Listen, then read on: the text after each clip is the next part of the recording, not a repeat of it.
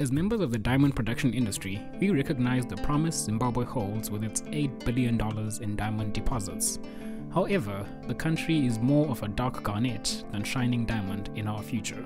Eliminating large agricultural production centers in 2000 devastated the economy, displacing thousands and deepening public grievance over severe hyperinflation and mass unemployment. These problems were exacerbated by corruption under leader Robert Mugabe, as well as the country's violent transition to power-sharing government.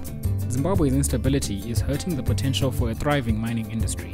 As industry leaders, we must stop this nationalization of bad mining and prevent violent practices that threaten the integrity of our product and the stability of our operations. Fortunately, Murowa Diamonds, owned by Australian producer Rio Tinto, is a beacon of hope in southwestern Zimbabwe. The company invests in employee retention and community stability by hiring local workers, building classrooms, refurbishing health clinics, providing training for farmers, and offering voluntary AIDS testing and counseling services. On the other side of the country, the Marange mines tell a far different story. Ownership and control of its operations are veiled in corruption.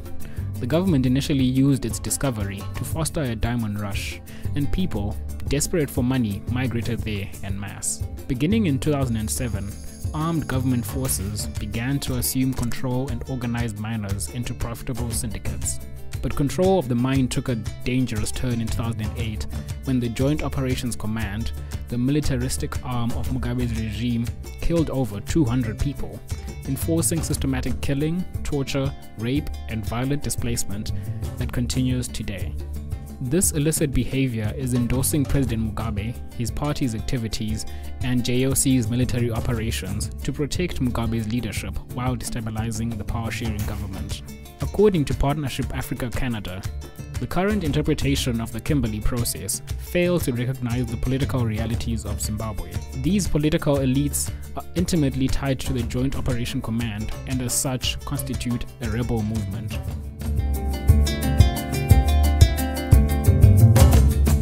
This loophole allows for rebel movements to hide behind seemingly legitimate governments and threaten the stability of insecure countries where many of our mines are located.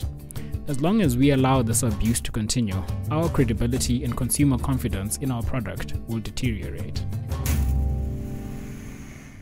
Industry leaders must take the lead to reform the Kimberley process. Unless diamonds are actually conflict-free, the work companies like Rio Tinto and Murowa Diamonds are doing is futile. First, we recommend the Kimberley process needs to equate government abuses with rebel group abuses. As the Zimbabwe case shows, the JOC, although a technically government-sponsored regime, is operating like a rebel group. Second, the UN Security Council should increase efforts to make sanctions more selective, better targeted, and more rigorously enforced. Third, industries operating in these countries should unite and use their power to take a stand against abusive governments through organizations like the World Diamond Council. Finally, developing and improving social programs within our mining communities, as we've seen, is a necessary preventative measure. It ensures stability and prevents illegitimate groups from taking advantage of vulnerable populations and mismanaging valuable resources.